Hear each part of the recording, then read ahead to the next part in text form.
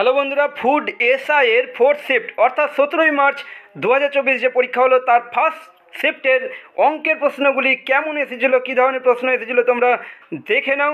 এবং এই প্রশ্নগুলি ছাড়া অন্য যে অঙ্ক প্রশ্নগুলো ছিল যদি তোমরা কমেন্টে জানাও তাহলে তার বিস্তারিত সমাধান আমি তোমাদের করে দেবো, তাহলে তোমরা দেখে নাও। প্রশ্ন দেখো, দুটি সংখ্যার গুণফল 1575, ভাগফল 9/7 হলে সংখ্যা দুটি কত? আমি সমাধান করে দিচ্ছি। দেখো যে দুটি সংখ্যার গুণফল 1575, তাই না, আর ভাগফল বলেছে, তো সংখ্যা দুটি যদি এক্স আর ওয়াই হয় তাহলে এক্স ওয়াই সমান 1575 হবে মানে গুণফল, আর ভাগফল এক্স বাই ওয়াই হবে 9/7।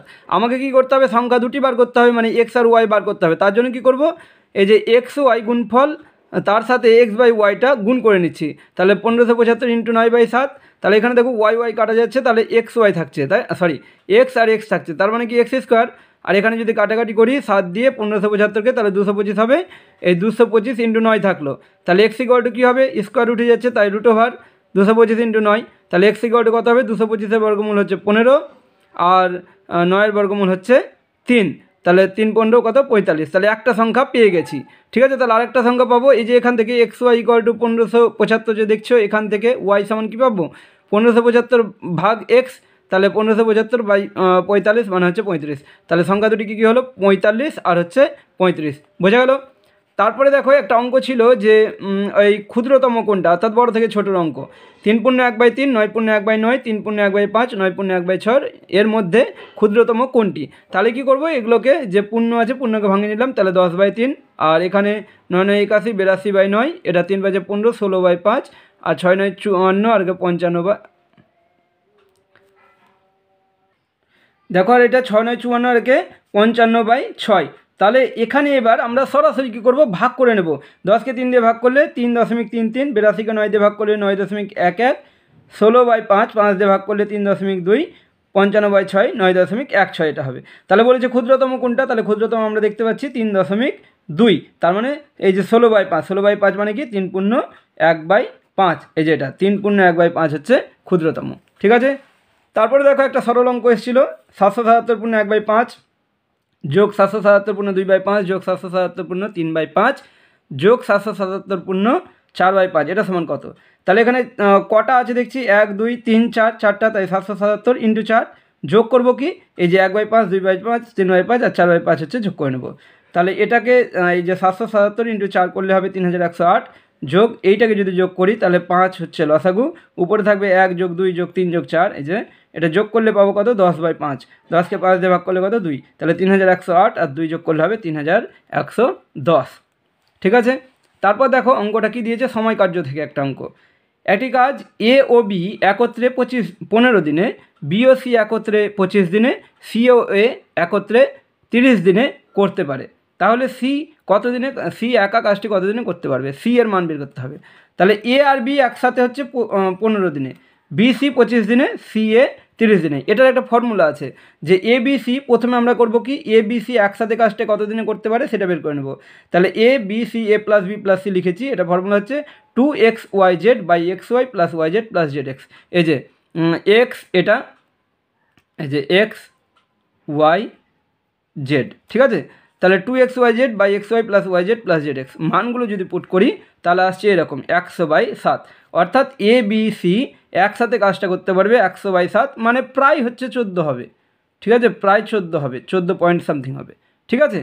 তাহলে বলেছে এখানে যে সি কত দিনে কাজটা করতে পারবে, তো সি যেহেতু বার করব তাই এ প্লাস বি প্লাস সি থেকে যদি এ বি বাদ দিয়ে দিই তাহলে হচ্ছে সিটা পেয়ে যাব, তাই না। তাই করছি কি, A plus B plus C minus A B, হ্যাঁ। তাহলে এটার ফর্মুলা হচ্ছে কি xy/y - x বা x - y, এরকম বড়টা থেকে ছোটোটা বাদ দিতে হবে। তাহলে এখানে এই যে এটা হচ্ছে x আর এ প্লাস বি এরটা হচ্ছে y, তাহলে হচ্ছে এই যে এটা ইন্টু এইটা বাই এটা মাইনাস এটা, মানে বড়টা থেকে ছোটো বাদ যাবে, দিয়ে এখানে পাচ্ছি কত? 41। তাহলে সি কাজটা কত দিনে করতে পারবে? 41 দিনে, বোঝা গেল। তারপরে যে প্রশ্নটা দেখো, এই প্রশ্নগুলো সমস্তটা ক্যান্ডিডেটদের কাছ থেকে নেওয়া, যে সমস্ত ক্যান্ডিডেটরা পরীক্ষা দিয়েছে তাদের কাছ থেকেই নেওয়া। তো দেখো বলছে এ বি একটি কাজ 15 দিনে, বি সি 25 দিনে, সি এ 30 দিনে করতে পারে, তাহলে একসাথে কাজটা কত দিনে করতে পারবে? আগের অঙ্কটার মতনই ছিল, একদম সেম প্রশ্ন ছিল। এখানে বলছে কাজটা একসাথে কত দিনে করতে পারবে, তাহলে আগে দেখালাম আমি যে 2xyz/xy + yz + zx, এটা যদি করি তাহলে হবে 100/7, মানে প্রায় 14 দিনে, ঠিক আছে। তারপর দেখো একটা অঙ্ক ছিল সমতুল্য ছাড়ের অঙ্ক, 10%, 20% ও 30%-এর সমতুল্য ছাড় কত। সমতুল্য ছাড়ের ফর্মুলা হচ্ছে x plus y minus x y by 100%, ঠিক আছে। এটা হচ্ছে সমতুল্য ছাড়ের ফর্মুলা। তাহলে তিনটা যেহেতু আছে প্রথমে দুটো বের করবো, 10 আর 20, তাহলে 10 যোগ 20 মাইনাস 10 × 20 বাই 100, তাহলে হচ্ছে 28%, ঠিক আছে। এবার কি করবো, এই 28-এর সাথে 30-এর করবো, তাহলে কি আবার একই formula x plus y minus x y by 100, তাহলে কত হচ্ছে, এটা যোগ করলে 58 মাইনাস এটা 0 0 কেটে দিলাম, তাহলে 3 8 84 বাই 10 মানে 8.4, মানে হচ্ছে কত 58 থেকে 8.4 বাদ দিলে হবে 49.6, তাহলে সমতুল্য ছাড় হচ্ছে 49.6%। তারপর দেখো পরপর দুটি সংখ্যার গুণফল 1980, সংখ্যা দুটির যোগফল কত, যোগফল চেয়েছে। তাহলে পরপর দুটো সংখ্যা যেহেতু, তাহলে একটা সংখ্যা এক্স আর একটা হচ্ছে এক্স প্লাস 1 নিয়ে নিলাম। তো গুণফল বলেছে পরপর দুটি সংখ্যার গুণফল 1980, এখান থেকে যদি ক্যালকুলেশন করি এক্স স্কোয়ার প্লাস এক্স, এই যে x square plus x minus 1980 সমান 0।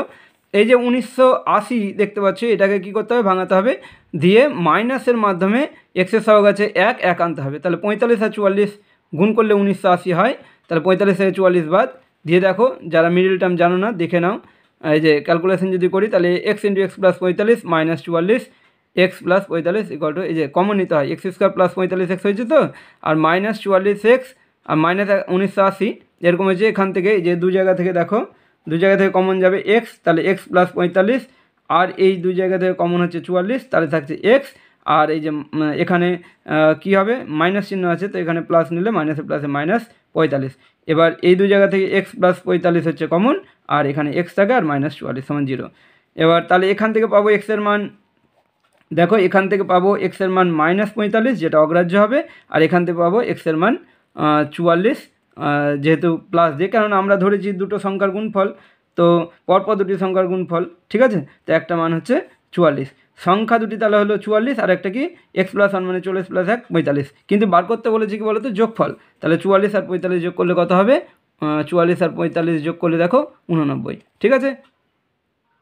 তারপরে দেখো এইটা ছিল একটা প্রশ্ন, এটা জিআই টাইপের প্রশ্ন, এটা 1 4 9 64 25 216 জিজ্ঞাসার জন্য।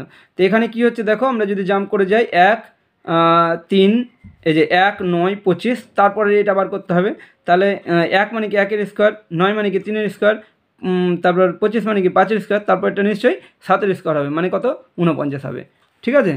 তারপর দেখো ঘড়ির কাঁটায় যখন 4টা বাজে তখন কাঁটা দুটির মধ্যবর্তী কোণ কত। তো 4টা বাজে, আমি দেখো ঘড়ি এঁকেছি, 4টা বাজছে এখানে, তাহলে দেখো যে এটা ঘন্টার কাঁটা আর এটা মিনিটের কাঁটা, ঘন্টার কাঁটা আর মিনিটের কাঁটার মধ্যে ব্যবধান কত, এই যে 5 মিনিট 10 মিনিট 15 মিনিট 20 মিনিটের ব্যবধান, ঠিক আছে। তাই লিখেছি 4টার সময় কাঁটা দুটির মধ্যে ব্যবধান 20 মিনিট ঘর। তাহলে কত কোণ উৎপন্ন হবে, 1 মিনিটে 6 ডিগ্রি কোণ উৎপন্ন হয়, ঠিক আছে। তাহলে 20 মিনিট ঘরে কত উৎপন্ন হবে, 20 × 6 মানে হচ্ছে 120 ডিগ্রি, ঠিক আছে। আমার চ্যানেলে যদি নতুন হও তাহলে অবশ্যই চ্যানেলটি সাবস্ক্রাইব করে পাশে থাকা বেল আইকন প্রেস করে দেবে অন্যান্য যে কোনো পরীক্ষার আপডেট পাওয়ার জন্য এবং পরীক্ষা সংক্রান্ত প্রস্তুতির জন্য, চাকরি পরীক্ষা সংক্রান্ত প্রস্তুতির জন্য। দেখো একটি গ্রামের জনসংখ্যা 67,500, প্রতি বছর 4% হারে বৃদ্ধি পেলে 2 বছর আগে জনসংখ্যা কত ছিল। এটা সমহার বৃদ্ধি ও হ্রাসের অঙ্ক। এখানে দেখো কি, যেহেতু 2 বছর আগে বলেছে তাই আমরা বের করব কি, আর যেহেতু বৃদ্ধি পায় বলেছে জনসংখ্যা 4% হারে, তাই পি বাই 1 + r/100n, এটা হচ্ছে ফর্মুলা। পি মানে কত, যে 67,500 বাই 1 + r মানে কত 4%, 4/100 তার স্কোয়ার। যদি ক্যালকুলেশন করি, এখানে দেখো ক্যালকুলেশনটা আমি করেছি, দেখো ক্যালকুলেশন করলে হবে 62,407, এটা ভাগটা মিলবে না, তাই প্রায়, ঠিক আছে। দেখো তোমাদের সামনে যে প্রশ্নগুলো জানতে পেরেছি যে এই অঙ্কগুলো এসেছে, সেই প্রশ্নগুলো নিয়ে আমি তোমাদের সামনে তুলে ধরলাম। ভিডিওটি কেমন লাগলো তোমরা অবশ্যই কমেন্ট করে জানিও, আর কী কী অঙ্ক এসেছিলো তোমরা যদি কমেন্টে জানাও তাহলে আমি সেগুলোর বিস্তারিত সমাধান তোমাদের সামনে তুলে ধরবো। তো এখনকার মতো এই পর্যন্ত, দেখা হচ্ছে পরবর্তী ভিডিওতে। Thank you so much.